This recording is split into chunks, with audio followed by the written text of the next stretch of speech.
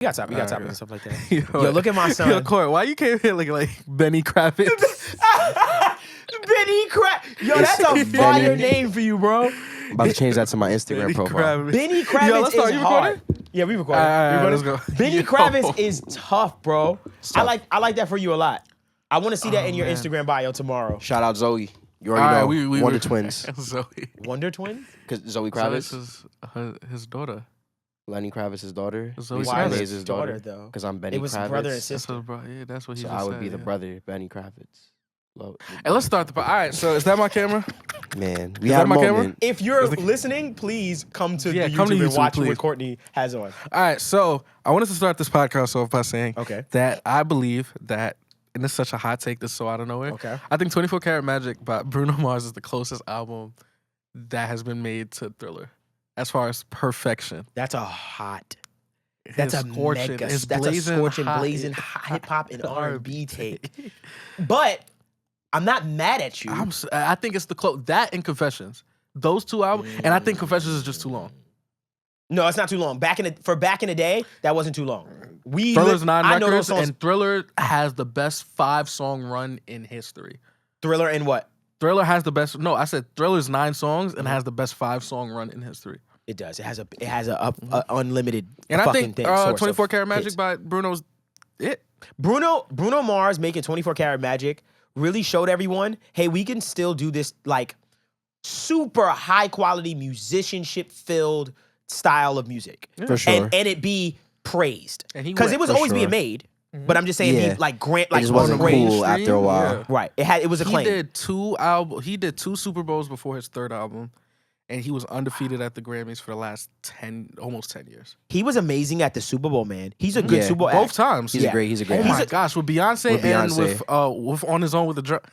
Bruno is probably my favorite. He might.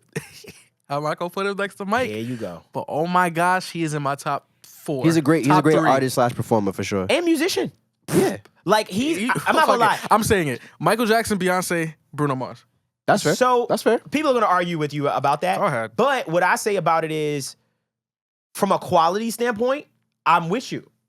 Because the quality of music that he puts out, bro, is insane. Yeah, he for has sure. an incredible team with him, the 1,500 guys, all of them. I'm forgetting. James Fauntleroy writes a lot of his stuff with him. Yes, Brody Brown, D-Mile, all that stuff. Sure. Yo, he made Silk Sonic. He made super groups. He's with Silk Sonic, yeah. bro. Insane musicians, bro. Because here's my thing. It's one thing to get a bunch of insane musicians to make a project, but it's another for them to actually make hits. Because I've been with really talented musicians, artists, singers, and they suck. It's from a standpoint of... From a songwriting standpoint. From just a song. Yeah, I'm like, the song isn't good. You're doing too... Usually, they do too much. You're doing too much. Like, when I meet a vocalist... Oh, yeah. I'm not... Like, when in a studio, I'm like, hey, man, you literally said nothing for about 20 seconds. Like, there's 20 seconds of you said nothing. Granted, some people like that.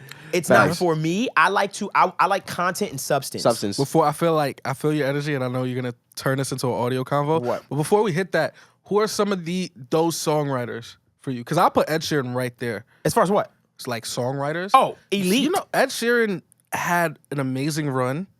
Well, he's still on his amazing run. But I'm like songwriting and artistry to keep both of those top tier. And when I mean top tier, I mean the #1 artist in the world and writing he wrote Love Yourself, Shape of You, Cold Water. Did he write Cold Water? Yes, I think he wrote Cold Water. He wrote his project, the Division album, in 2 years. Can I say who has a similar run? Hot take, Neo. He does. No, Neo has one of the greatest R&B pens of all time. R&B, but not similar for to me. Not similar. But when I'm talking about just as far as himself, being a star artist and writing, that's what I'm saying. The man wrote irreplaceable. I'm about to say from the year of the gentleman into the early 2010s. Yeah, crack. Him, Pharrell, The Dream, for sure. The Dream had an artist and artist run. And Ryan could have had that. I always talk about Ryan Leslie. Ryan Leslie could have had that too if he just kept going. For sure, yeah. Was T-Pain writing like that? See, I don't hear about that much. I know he did, but I don't hear about it. Like I don't know, like, oh, we know T-Pain wrote that or anything like that. But I'm not saying he's not capable. He's more than that. T-Pain is to be protected at all times. I always say that. Stevie who? was Wonder. Yeah. Oh, well, see, now we going to an era. Yeah. Smokey Robinson. Babyface. I'm about to say we talking about Smokey. Babyface was a star and he was writing. Yeah, that's Babyface, true, bro. That is Waiting true. to Exhale might be one of the greatest R&B albums. It's the movie soundtrack. Yes. It might be soundtracks. R&B albums.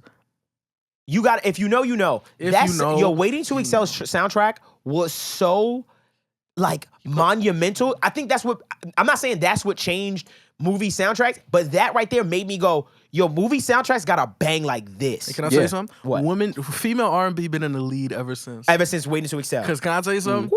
Boy bands was on its way out. Okay. And we had Boys to Men and everything. Right. And male R&B, female R&B has been over male R&B ever since then. You know, Boys to Men doesn't get the flowers they deserve. They don't. Because they really not saying they created the boy band thing, but they really shifted the culture to like boy, because because there's times, I think there's interviews where NSYNC is like, yo, Boys to Men inspired us. Like, and I could be super wrong on that quote, but I know that was inspired. Like Boys to Men, after Boys to Men, we get Backstreet, and we get that whole era. Boys to Men and who'd you say? NSYNC. Oh no, I'm sorry. What'd you say? Boys to Men and I'm thinking so wrong. What? I was just gonna say that's all just New Edition. I think New Edition is the one who switched it. New Edition, and they made that solo. Obviously, Michael and Jackson 5, but they made that going solo shit. Oh, after the that group is 3 in 1 or 4 in 1 because you got Johnny, you got what you call it? I always forget their names. But so I was gonna bring that Bobby up. Brown. That I've never seen a group transition to go, okay, we're gonna go to 3 and change our name. Because the only other group that did that kind of was Destiny Child, where they literally switched out the whole group and it became a 3. It became a but trio. that was like replacements. It was, but it was slap. I feel like the music got even better. Like the music did get even better to me. And then when I think about Boyz II Men didn't really do that. New Edition literally changed the whole group and changed it to Bell Biv DeVoe, and it became 3 of them. In a sense, Migos did that. In a sense, where how so? They kind of broke up, and then Unconfused became their duo. Takeoff and Offset. Not Takeoff and Offset. Quavo and Takeoff. Well, let's go further back a little. First, rest in peace. Rest in peace. Takeoff. By the way, that yesterday. happened as of now. We're you don't dating have to it, date it. Thank I'm you. sorry. But rest in peace, Takeoff, one of the best Migo rapper.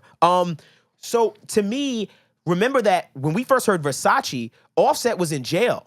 That is true. And there was a group on there. That is It was just them. But Offset was still on them records. Fight Night? Oh, no.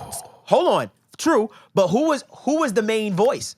Well, you know me, know to say my feng shui. Back in Hannah Montana stuff? Takeoff. That was Takeoff. Takeoff was the main know guy. Me, know to say my feng shui, certified everywhere. Ain't gotta print no resume. Takeoff LA. Talk crazy. I'm gonna underlay. Takeoff was he was the main guy. Nah, he was going in. What shifted the group? Bad and Bougie. Yeah. That's when we looked at Offset like, that dude is the one. He was the bad boy, yeah. He was the bad boy, but he was in jail. And Quavo was the star. Quavo was the star, but Quavo was the hook master. Yes. Yeah. So that's where that kind of came from and stuff like that. Did we have a we did have this is our convo. I said no one gotta go to it. Just that's a fact. That's a fact. You want to get into our topic by any chance? Yeah. Okay. So the topic that we had today. You didn't even argue the point. But so what was the point? No. What was the point? 24 Karat Magic is the closest to Thriller. Well, okay, what's another one so I can at least compare? We can say Confessions. You can say Confessions, monumental albums, like monumental, groundbreaking albums. We haven't had one in a long time. Any Beyonce albums spike out to you? I don't want groundbreaking from in the world. So gotta be careful with Beyonce. We could beat because Lemonade is for sure. Is monumental. But I don't know about the effect of Thriller. I don't know about that, but that album is to be respected at Lemonade all times. is my favorite Beyonce album. Period. Mine personal is what? Or Dangerously in Love. Is Beyonce. B-Day. That was the B-Day. fourth. Whoa. B-Day's my favorite. I used to run bass like Womp. Yeah, that was good too. Upgrade You, Freakum Dress, bro. Single Ladies. But Sasha Fierce. The fourth album was Beyonce, right? It was 4. It was 4. It was just 4. 4. That's what she with EXO, changed. but that was with EXO. and No, Love that on was Top. Beyonce. Love on Top. That was the fifth Beyonce. album. The fifth album. Love on Top is on fifth 4. album? Four. What? Love on Top is on 4. Because that was the big on hit. 4. That was the big EXO hit. is my favorite Beyonce And song, EXO's period, on and that's on Beyonce. Beyonce. EXO's on Okay. Beyonce. That's what I like those Partition. two albums. I like those. That's I like those Drunk two in albums. Love. Can I tell you what But I really? like 4 better. I think. I'm sorry. My favorite is B-Day because let me tell you feel you. something. I understand. When Upgrade You came out, bro. Yeah, Mm-hmm. that was a. And That was a Lil banger. Wayne dropped the Drought 3 with it. Soldier. Was Yeah. that on? Soldier was on there. Yeah. No, that's That was Soldier's Destiny's on what? Child. No, I'm Soldier's old. tripping. That's Destiny's Child. That's Destiny's Child. That you can tell my age Yeah, from yeah. that. Yeah. But can you keep up? That's Any what's other crazy. albums? I feel like That was we're in the hard. R&B That realm, was but Destiny's Child. any other albums like stick there Stick where? in that like groundbreaking? Oh, you could say I don't know. We talked about this pre-pro. What? The Katy Perry album, that California Girls Whole- album. So from a mix standpoint, Katy Perry's album that Teenage debut one? Teenage Dream. Teenage Dream, that was the name of it. Bro, Yeah. that album is so Incredible. well done. It's incredibly mixed. From the incredibly mixed. Oh my god! I Bro, think the only my fault to interrupt you though. The only other project she has that competes with it mix wise is I think the follow up one, the one that came out with Dark Horse and with Juicy, Jay. Eye of the Tiger. Question: That wasn't on Hear Me Teenage Dream. Roar. No, that was her second era. That was the next she era. had a banger again. She had another era. She had Dark Horse, and then she had the you did the remix to it. I got the eye. Roar. She had records, and she did the Super Bowl that year and too. she did the Super. No, that was way after. No, Run. Roar was she did Roar at the Super Bowl. I'm telling you. Yeah, Oh, she it did, might but have it was been way after. Way after. She had a But run, I'm looking bro. at Teenage Dream. It's on that list. Because Bro, I'm that looking list? up these Bro, runs. bro. I'm looking Yeah. at Teenage Dream, Last Friday Night, Last Friday California Night. Girls, Woo, Firework, California Girls. Baby, oh, Firework. Firework. That song makes me The cry. one that got away. That E.T. mix? The one that got away is an incredible E.T. and the remix with On the Kanye, same Kanye album? West. That is Thriller. Bro, That probably is Thriller. We're gonna get murdered that for album saying probably is Thriller. Katy Perry had a Thriller album. Listen, this is my thing. From a mix standpoint, when it comes to that Teenage Dream, that for pop music was one of the best sounding albums, bro. Albums, for sure. It was so it just sounded so crystal clear. Like I remember trying to reference that song and that album, like with songs, I stopped. It's mad. Because I good. couldn't re-emulate that sound. At that time, at my level of where I was at, I was like, I can't re-emulate this. So I stopped doing it. But another album that I feel like from a sonic standpoint shifted music was obviously Dr. Dre.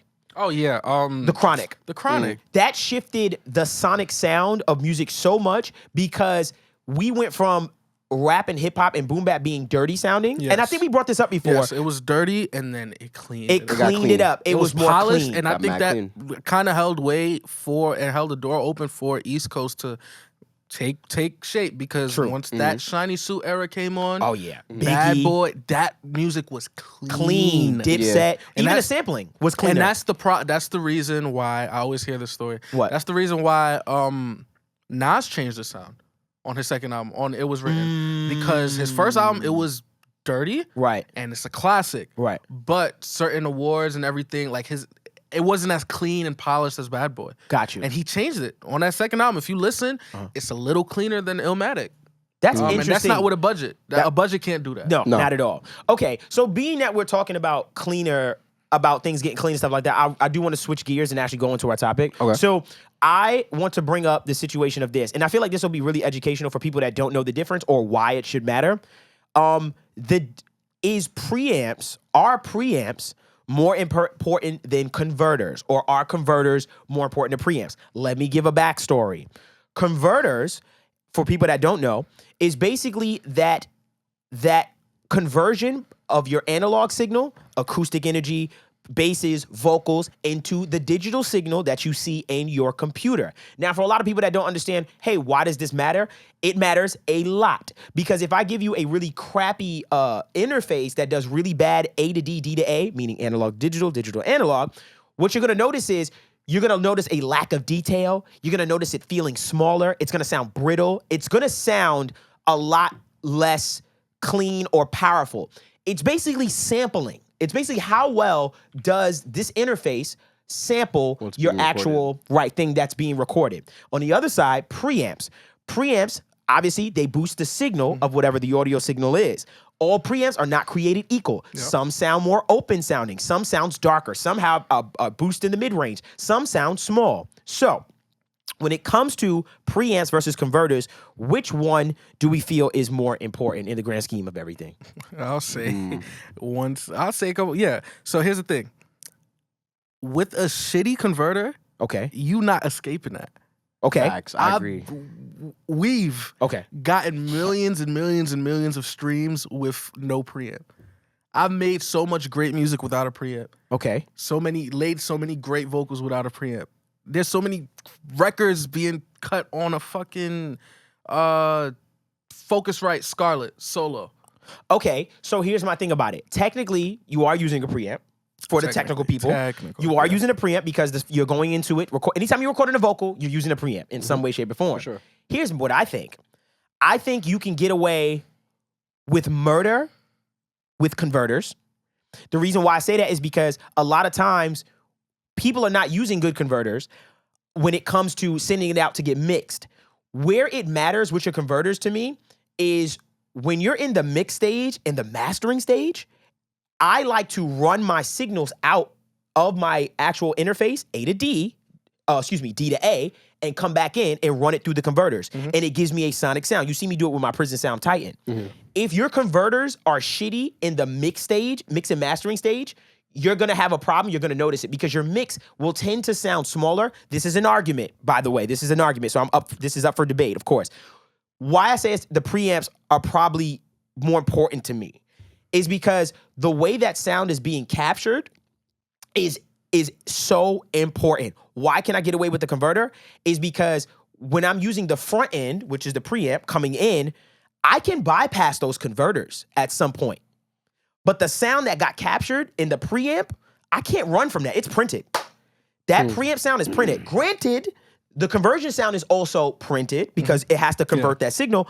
But I just feel like when you have a really shitty preamp, bro, the way your vocal sounds, the way your bass sound, and you notice it sounds tinny and small. Here's a different take now. Okay. As a musician, I record a lot of guitar, a lot of bass, a lot of electric, all of that. Okay. A shitty converter, you can hear that. You can hear it. But I can also that shit annoying. That's your preamp. So I think I'm confused now? Yeah. I think you find your preamp to be more important than your converter for you. I think so check this out. In another say, if I'm a producer, I don't give a fuck about preamps. Really. If I'm just a digital beat maker, I don't care. Why?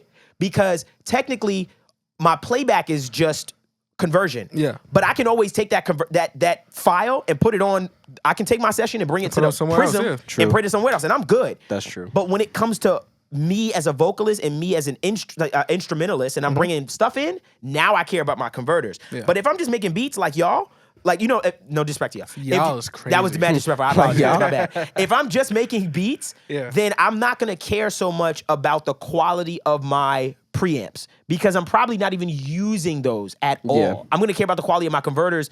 And even in that, I'm still really not using the converters because all it is playback. I'm not really printing anything. Everything is just sounds in a computer. I still argue, at least from my perspective, I think conversion would still be my your main thing. That's fine. Main thing. That's fine. Because I feel like, I don't record when it comes to like instruments and stuff like that. I do vocals and stuff. Okay. But for the longest time, I've had to like solve a lot of problems using my own templates. Okay. You can with a lot of things. Definitely not with guitars. With a lot of like amped physical instruments. Right. But with a lot of things that you can record, you could fake a virtual preamp. You can make a preamp. Okay, I hear you.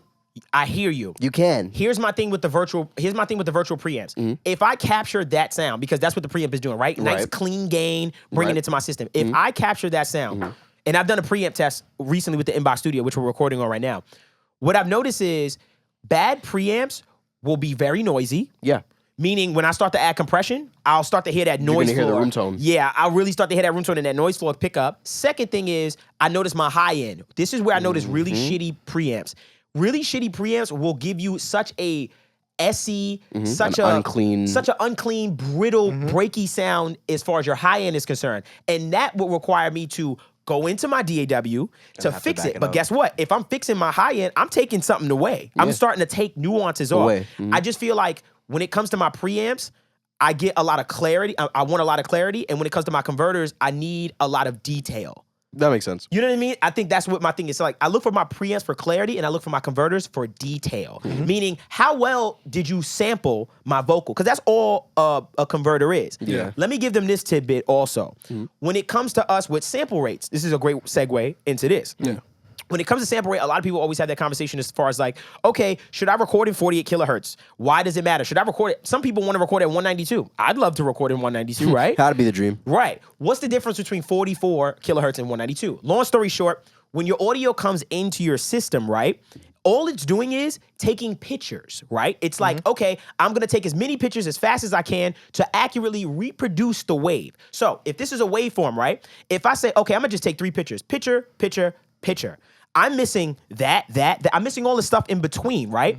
That's 44 kilohertz. If I say, yo, I'm recording at 192, it's gonna say, all right, I'm gonna take mad pictures. Picture, picture, picture, picture, picture, picture, picture. Now it's accurately reproducing that wave. So I would rather record at 192 because I'll get a more accurate representation of my waveform. That's for sure. I So understand that. with that being said, when it comes to the conversion process, I'll come back to saying, I like my converters, and they're very important to me because I'm the mixer that likes to run my stuff out and use, and I want to saturate it with those converters to get that sound. Right. And if I do it the wrong way, if I do it with some shitty shit, bro, It's gonna mess your whole it collapses the mix. Yeah, Like the mix for sure. just sounds like ass. But I think it's more of a mixing thing when it comes to my converters. Yeah. But it could matter to you too for when you're just bringing instruments in and your vocals and stuff like that. But if you got a shitty preamp, ain't no wrap. saving you. Nah, it's gonna That's screw my it up. thing. You know, For sure, like, that's yeah, why I it's feel gonna like be it just over. ain't no saving you when it comes to those preamps. So I understand that. I'm kind of on the fence with it. Hey, But Benny Crav, you got a final? I think I'm on the fence with it too, to be honest. Like, Is this an unanswered question? Is there Yeah. is there a part 2 on the way? with a preamp and a converter, I think it's I think it's an equal amounts. You I need think it's both. You gonna keep equal. bringing it back? You need Yeah, both. I think it's an equal I amount. have a guest in mind. What? We could bring in for that. Let's hold this one. Say Okay. less. Okay. I think as far as just to wrap up and stuff like that, as far as when it comes to preamps and stuff like that, I think they're both equally important. Granted, I think that preamps is also to taste because that's the reason why we have preamps and we also have audio interfaces. That's very true. If you have an external preamp, then you're going to bypass the preamps of your audio interface, which I would do. Say for instance, like the Scarlett and the Claret, I'm not gonna lie, those preamps aren't bad. No. Like they aren't bad. Claret is hard. The Claret is Yeah. is even better. It's not bad, but I do notice a difference when I compare like the Claret to the Inbox Studio, for instance, Yeah. which has the carbon preamps in it. I don't know if you know if they add the carbon. I'm aware. Woo. So Yo, it has a nice sound to it. we've mentioned the Mbox Studio more than we've mentioned Behringer in an OD. episode. Is that a new best? What, Inbox Studio? Yeah. I think I'm not saw gonna it. lie. As far as a full workhorse of an interface, I'm not gonna lie. They got me. That's It your might drink? be up for an Audio Nerd Award. They might. Ooh. They might. Ooh. And yes, they sent me. I do want to make clear they did send me a box to test out and stuff like that. And I'm giving you my unbiased opinion. I've gotten a lot of products for free, but that particular one that we're using now too is, bro, it's elite. And that's all the time we have for today. So There you go. please make sure you comment, like, and subscribe. Also, make sure you listen to us on Spotify and Apple Podcasts. Please rate, and review us. It really helps a lot. And also make sure you share on social media as well. Also, let us know in the comments below what other topics you would like us to hit. And please smash that like, subscribe button, and the whole nine. It's your boy, Devvon Terrell. This has been the My Audio Nerds Podcast. Until next time, you guys.